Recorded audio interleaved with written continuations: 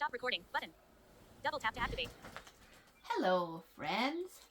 Well, I know this is a knitting and crochet channel, but if you don't know yet, I also used to work in mental health.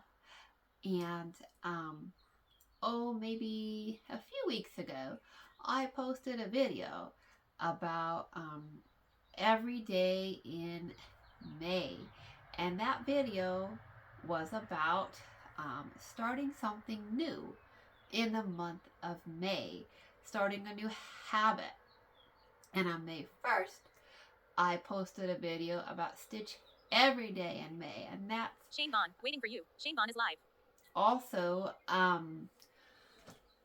was a concept that I was using as my example for people to say, hey, try to do something. If you want to start a new habit, if you want to start exercising, if you want to start running, if you want to start writing, if you want to try to crochet more, whatever it is, set yourself a goal and say every day in May.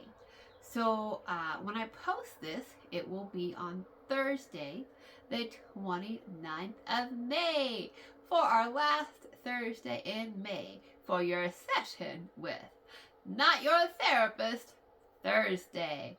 That's right. So if you're new to my channel, let me briefly introduce myself. Hi, my name's May. I love yarn. I love to knit and crochet. Those are my hobbies.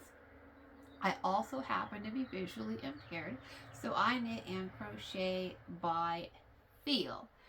And in a previous lifetime, it feels like forever ago, I used to work in mental health. I went to 10 years at college. I got a doctorate degree in psychology and did my training, right?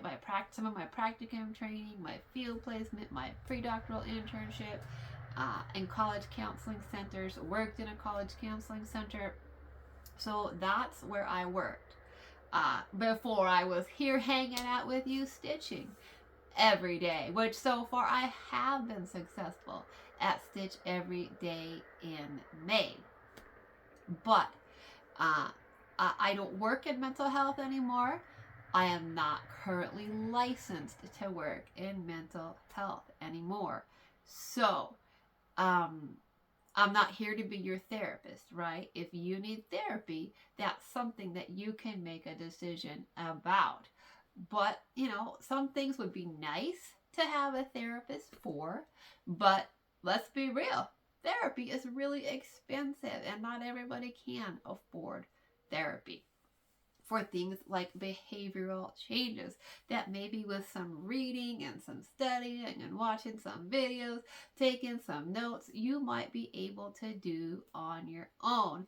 Now, as I said before, of course, if you're trying to stop a very serious behavior, like suddenly stopping a heavy substance use, alcohol or opioids or any kind of benzos or drugs like that, do those kinds of behavior changes under the supervision of medical providers, probably even in a detox facility or something. So I'm not talking about those kinds of behavior changes.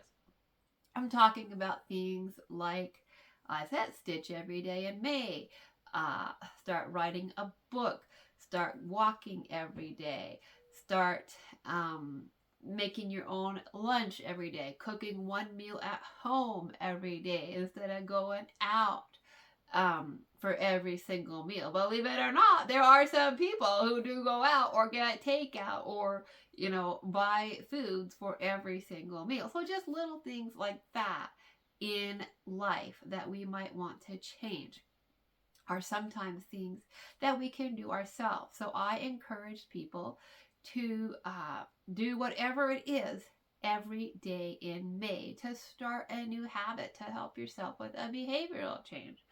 So, I am here to say, hey, did you try that? Did you challenge yourself to do something every day in May? If you did, let me know in the comment section. Say, hey, I did try to stitch every day in May. I did try to eat an apple every day in May. And don't worry, there's lots of variety of apples. There are. There's Granny Smith, there's Fuji, there's Gala, so you don't have to just get tired of apples. You can say just eat fruit every day in May for my dessert instead of ice cream and cupcakes, right? So we're all about doing those little things here, making those little changes in our life. Yes, I do yarn content on my channel, but you will also find things on mental health, because that's what I did, right? I went to 10 years of college because mental health is important to me, and I always want to be able to help other people when they have mental health situations, things going on in their life. And you're also going to find things on disability on my channel. So if you did try something, say hello and say, this is what I did. Now, first of all, I want to say, if you didn't do whatever it was every day in May, guess what? It's okay. It is. There'll likely be another chance, if you got breath in your lungs and you're listening to me, there'll likely be another chance. If it's something like stitch every day in May, maybe you want to try again in June. Or maybe you want to take a little time off before you try again and sort of do some reflecting, right? One thing I should have said in that video was maybe even consider, journaling or just sort of paying attention to what you're doing, when you're doing it. Does it work for you or not? Doing a little self-reflection, a little self-observation if it didn't work out for you. So maybe you said, I'm going to walk every morning before work. And then guess what? You know what? Walking every morning before work didn't work out for you. Or maybe you said, I'm going to walk every day at my lunch break. And then all of a sudden, the demands of work piled up and you had paperwork to do and somebody wanted to talk to you and you didn't get your walk in that day at lunch. That's okay. Just kind of take note of, okay, what days did it work? What days didn't it? Are there certain things in my schedule where, yes, these days I could probably walk at lunchtime. These days I could probably walk in the morning. But, just sort of observe the process of when things didn't work out for you, what was going on, right? Like maybe you were trying to choose fruit instead of ice cream and, cake and things for dessert. But then, you and your friends and your family went out for dinner. And guess what? Everybody was ordering the cake. If you asked the waiter for an apple, you might have felt a little weird, right? So, sometimes those things happen, right? You're trying not to eat, donuts. And then, somebody brought donuts into the office. They brought your favorite kind of donut that they know that you always get when they bring the donuts, right? And they're like, brought your favorite donut, and you want it, and you might even feel a little awkward or weird about saying no thank you. It is okay to say no thank you, by the way. It's perfectly fine to say, thank you for thinking of me, but I'm on a diet. Or thank you for thinking of me, but I'm really focused on my health right now and I'm choosing not to eat things like donuts. But thank you so much for your thoughtfulness. That is totally acceptable. We don't have to feel bad when people try to give us donuts when we're trying to diet. We can say, thank you, but no thank you, right? So if that's something that you're struggling with, it's totally okay to do that. But a couple of things I wanted to say about behavioral changes is that if it didn't work out for you this time, as long as you're able to learn from it, it's not like a failure, okay? As long as you're able to observe and say, hey, you know what? I tried to walk for 30 minutes a day and I couldn't do it. I'm not there yet. That's okay. Maybe we need to start at 20 or 15 or 10. So, the one thing I wanted to say too is that when you're trying to make a behavioral change, health and safety should always be your most important thing that you take into consideration, right? Is this healthy? Is it safe for me to physically do this. So I worked in mental health, and yes, I have a master's and a doctorate in psychology, but I am not a medical doctor. So I sometimes have clients that would want to do things that even I wasn't sure about.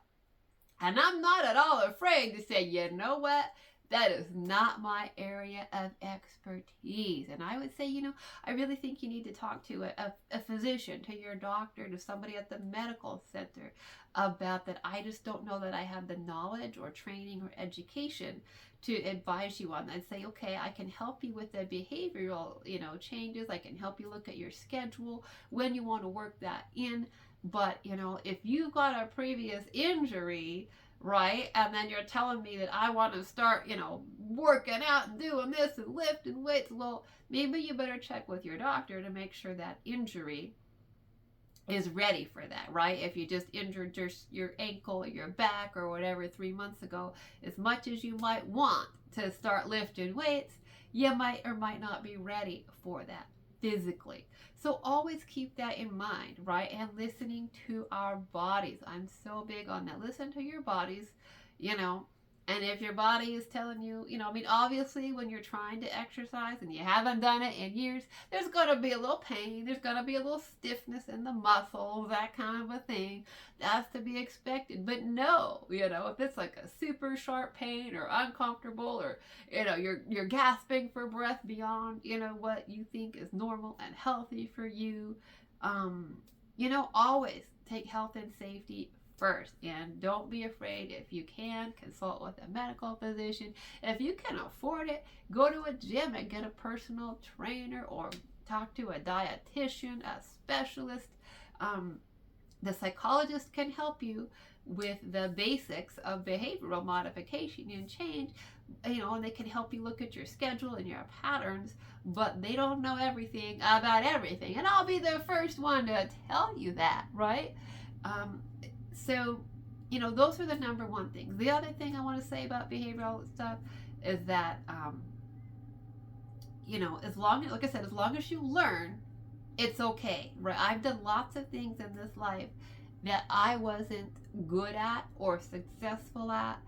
When I finished my education, my doctorate degree, I was unemployed for 6 years. 6 years with a doctorate degree before I could get a job.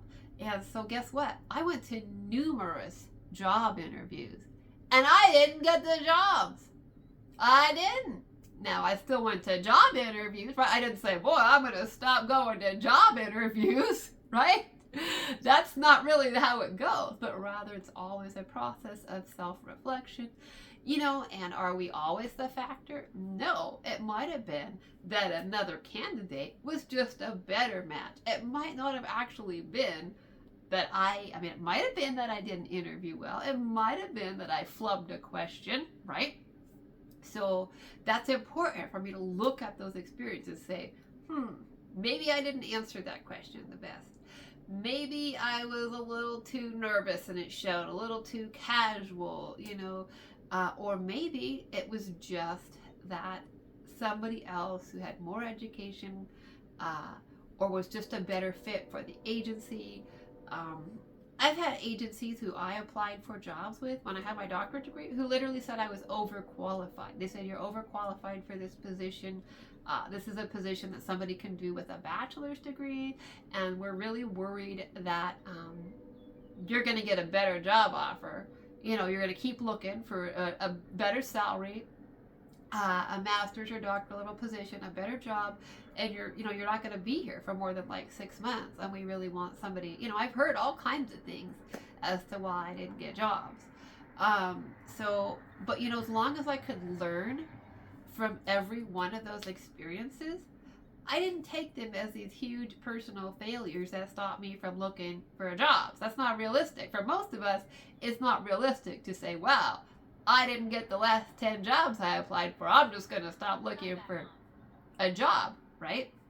So even if it's like a behavioral thing that you're trying to work on, as long as you can learn from it, if you can learn that I have a real problem with snacking after 10 o'clock at night, okay? That for some people, that's a real thing. They love to eat late at night, and guess what? That's not a great habit, because then you're usually going to bed with an hour. You're not burning those calories off, and then guess what? Your body stores them to fat. So trying to stop that late night eating is one of the best things that you can do. But it's a habit for a lot of people. I used to love to snack at night. I did. I'll be honest with you. So I don't anymore. I don't usually eat past. I think tonight was the first time I ate something past 6 o'clock at night in a long time. I ate a Cliff Bar. I had one of those little 100-calorie Cliff Bars tonight at probably, I don't know what time, like 6:30, and that's pretty unusual for me. So, but is that too late? No, I'm going to be up, right? I'm going to be up for another 4 or 5 hours. So my body's going to, utilize those 100 calories in that Cliff Bar. But for some people, snacking after 10 o'clock is a habit that they have. So, as long as you can be reflective on the process, right? As long as you can say, that didn't work for me when I tried it there. I couldn't walk 30 minutes a day. I couldn't walk in the morning. I didn't get my stitching done. I didn't write. I write in my journal every day. Now, sometimes I used to write a lot in my journal. I dictate by the way, I don't handwrite a journal, if you're wondering. I dictate onto my phone. If you're blind or visually impaired and you want to journal, I highly recommend that you dictate into your phone or you type on a computer if you have one. I don't have a computer. I just have my phone, the rectangle that we're communicating with. That's it. That's what I got. I dictate into my journal and I talk to y'all with that little rectangle, right? So, I used to write in it a lot. I don't write it as much anymore because I'm talking to y'all. I'm hanging out with you. So, I spend more of my time doing that. I got my YouTube channel now, so I'm constantly planning things for my channel. So I am doing more stitching than I ever have. So, but also I want to say, when you're doing a behavioral change, be realistic. Is this really realistic for me to do? And that could be a variety of things. It could be you literally physically probably can't do that, or maybe the time frame that you set yourself up to reach a certain goal isn't realistic. So, okay, I haven't talked about it a lot on this channel. I think I mentioned it maybe once, but I am chronically anemic. I was born with a genetic condition that I inherited from my dad. It's called thalassemia. It's just, this means I have low hemoglobin, I have low oxygen levels. Now, I did a lot of physical fitness stuff in my 20s. I was in the gym 6-7 days a week. I was on multiple dragon boat paddling teams. I did Portland to Coast. I did yoga, Pilates, walked miles every day with my guide dogs in the city. I was very active. And I always wanted to be even more active than I was. I was always pushing those limits. But as much as I pushed myself, I knew there was always going to be limits for me because of my anemia, right? As much as I would love to run a marathon, I'm not going to. My body doesn't have the capacity to do that, okay? I could do miles in the gym. I could, I could spend an hour on the elliptical every day in the gym, and I often did. The second time I did Portland to Coast, I did 15 miles of that in about a 24-hour period. But it's a relay, right? Where it's one person and then you got 6, 7, hours off, 8 hours, 9 hours off. And then, you walk again. So when I think about that, I walked in about a 24-hour time period. I did 15 miles, which is over a half a marathon. Half a marathon is 13 miles. So I did over a half a marathon, but I also had these several hours in between each time. And by the end of it, I was pretty tired. You know, and so I know, you know, realistically, uh, as much as I used to run, I couldn't run super long distances. I'd run with my guide dogs, I'd run on the treadmill, but I would have to run and then walk and then run and then walk and sort of pace myself. And so be realistic with whatever you're looking at. Know if you have some kind of physical issue, uh, you know, you're probably not. And also, if all of a sudden you're like, ooh, the girls from college are going on a cruise for our 40th birthday in 3 months and I gotta lose 50 pounds. Well, you know, be realistic and be safe. I mean, could you lose 50 pounds in 3 months? Maybe, but it wouldn't be healthy and it wouldn't be safe. Okay, I'm just gonna tell you, it wouldn't be healthy and it wouldn't be safe. I can't think of a safe way to do that that's healthy. I'm not saying it hasn't been done. Somebody out there's probably done it, but you know, be realistic about whether it's weight loss or whether it's writing. If you're like, I'm gonna write a book in, you know, 90 days. Well, maybe there are some, you know, books out there that are like, you know, write your book in 90 days. So can you do it? Maybe. Now, a lot of people are using AI to write their books and they're getting them done and, you know, boom, boom, boom. But, you know, are you really developing your skills as a writer? I think it depends on the purpose of the book. There might be some books that, you know, it's okay if you use some AI. But if you're truly trying to write your own creative piece and develop your own writing skills, I don't know. I don't know. And the other thing I wanted to say about that is start small and simple, right? If like I said, if you say, I'm going to lose 50 pounds in 90 days, you might get discouraged and then you might want to give up on it totally. So, break it down into small pieces. Don't be afraid to say, I'm only going to walk 10 minutes a day. And then after the first week, I'm going to walk 15 minutes a day. And then the second week, I'm going to do 20, okay? And if it's lifting weights in the gym, if you can only start with a 2-pound weight, that's okay. Work your way up, stay healthy, stay safe. Do you know that there was a time in my life, yeah, even I find this shocking now, I used to do 500 crunches a day. Yeah, I did. 500 a day. Yeah, what was I thinking? Even now I'm like, oh, what was I thinking? Right? Who does that? I used to do 500 crunches a day. I was super into fitness. I had really flat abs. I had really firm abs. All the things that I did kept my abs firm. Yoga is good. You got to have a strong core for yoga, for Pilates. I did dragon boat paddling. I did cross country skiing. All kinds of things. When I first came up here, I was doing some horseback riding. I could still, even though I hadn't been on a horse much, you know, like one time in the last, I don't know what it'd been, like over 10 years, I could get right up there and ride bareback and I could keep my balance because I had the core strength still, right? So, you know, core strength is really good for your balance. And I had really, really good, I could plank for a long time, you know, I had really flat, really firm abs for a brief time period in my life. But I didn't start out doing 500 crunches a day. I didn't.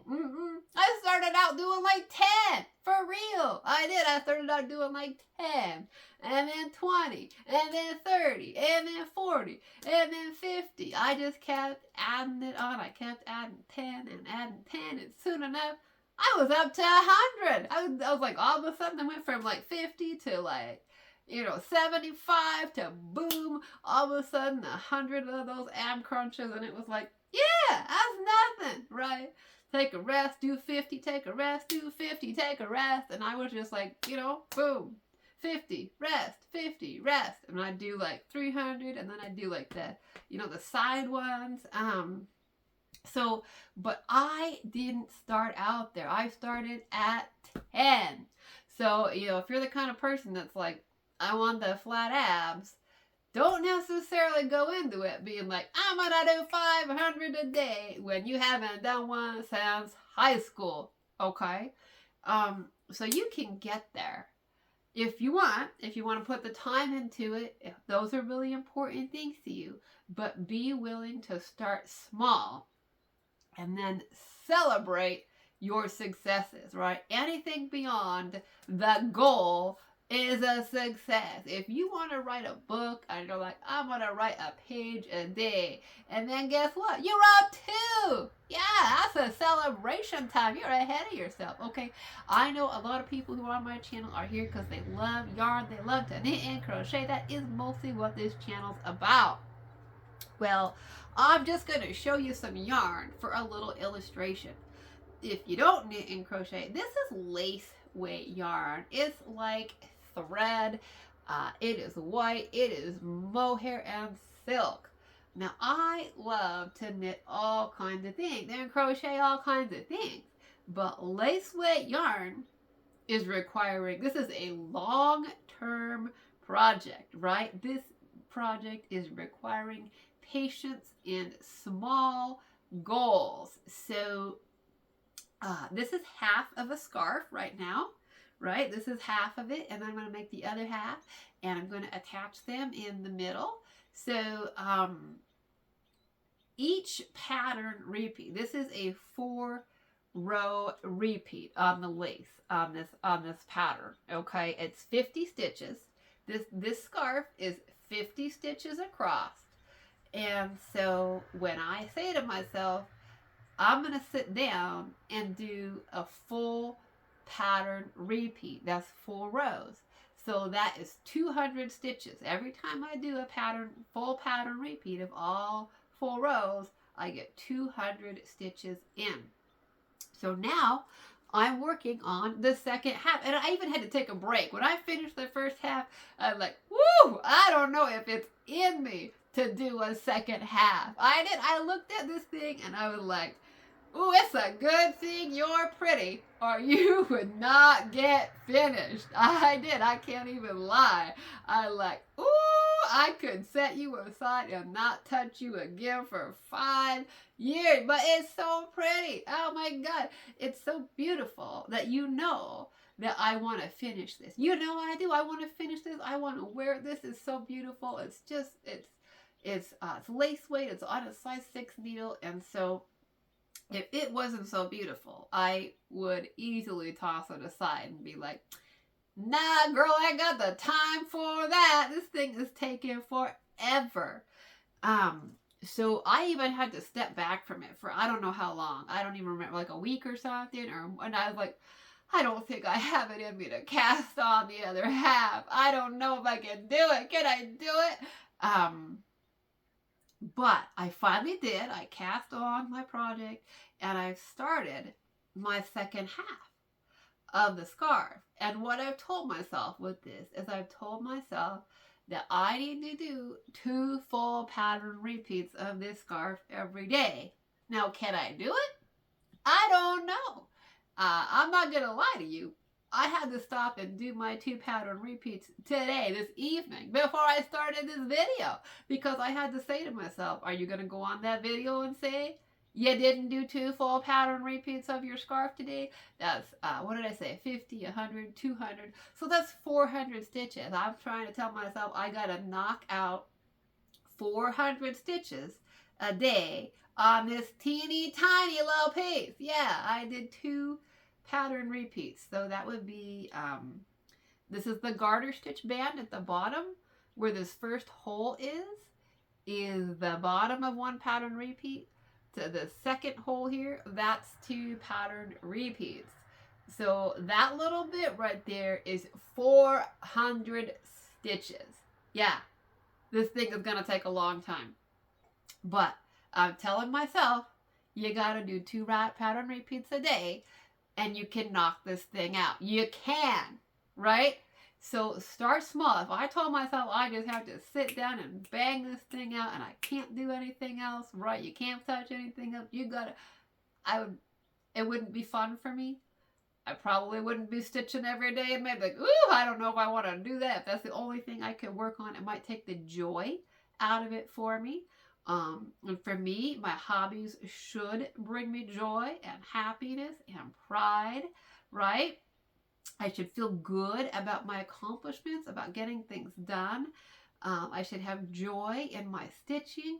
And so, if it would take the joy out of it, if I said, you can't touch any other projects until you get that done, well, I might get it done in a week, but I might really not enjoy the project after it was done, right? And I really want to love this scarf because it's so beautiful. If I made myself do that, I might be like, oh, I'm going to put that thing in a closet and never look at it again. So, make sure you don't push yourself to that place, right? If you've got something big to do, if you're writing your book or whatever, make sure that it brings you the joy that you wanted it to bring you. You don't really want to end up hating your book, do you? You want to be able to have pride in it. You don't want to be like, oh man. So I don't want to hate my scarf. I don't want to be like, throw it into a closet and don't ever look at it. I want to be able to be like, yeah, I'm going to wear it. It's so pretty.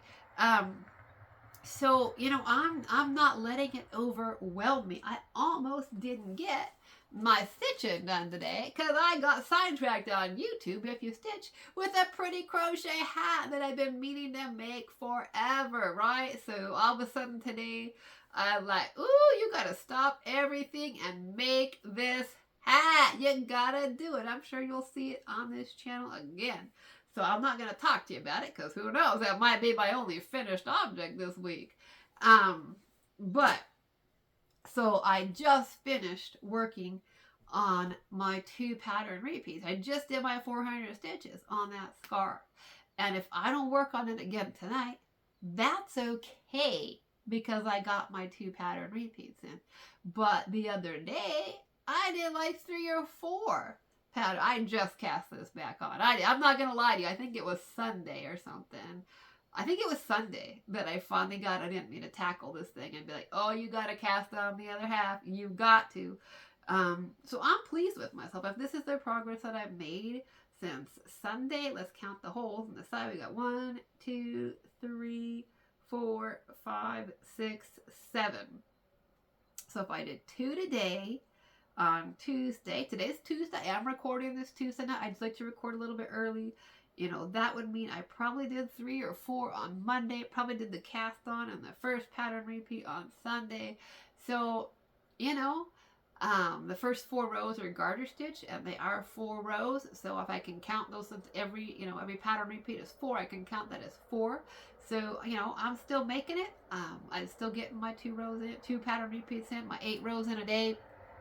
So, start simple, right? Don't let it overwhelm you. Whatever it is that you're trying to do, start simple, start small, and then you too can be an overachiever, right? If you're like, ooh, I'm supposed to walk 10 minutes today and I walked 15. Yeah, you did it. You were an overachiever. You hit your goal and then some. So you get a much better sense of accomplishment. If you start small, you keep it manageable, you be realistic, and of course, you always keep health and safety in mind, right? So that's the talk for today with Not Your Therapist Thursday. The month of May will be over very soon. So whatever it is, let me know in the comment section. Did you take on it? Did you try it? Are you going to try something again? Do you want to take a week off or a month off or 2? Or maybe you tried something new and you're like, woo, I did not like that, right? And that's okay. Maybe you're like, oh, I've always wanted to learn to play the guitar and I tried that every day. Well, I don't like it. So that's okay too. If you tried something new and you learned you didn't like it, well, you still learned something about yourself. All right? Well, that's the message for Not Your Therapist Thursday. And I think I'm going to end the video there, and soon enough, we are going to be back to stitching. Don't worry, yarn lovers. The yarn is always present. The scarf is present. All the projects, they're still here. They're still in my life. They'll be back to being the focus soon. All right. Well, thanks for listening. And always, if you'd like to leave me a comment, feel free. But again, I am not licensed to practice, so I'm not here to be your therapist. And if you are in a mental health crisis, if you are feeling suicidal, if you're engaging in any kind of self-harm, cutting, got severe eating disorders, substance abuse issues, please do consider getting mental health. There's resources out there. Yeah, that's the message for today. And soon enough, we'll be stitching again. Alrighty, well, bye-bye for now.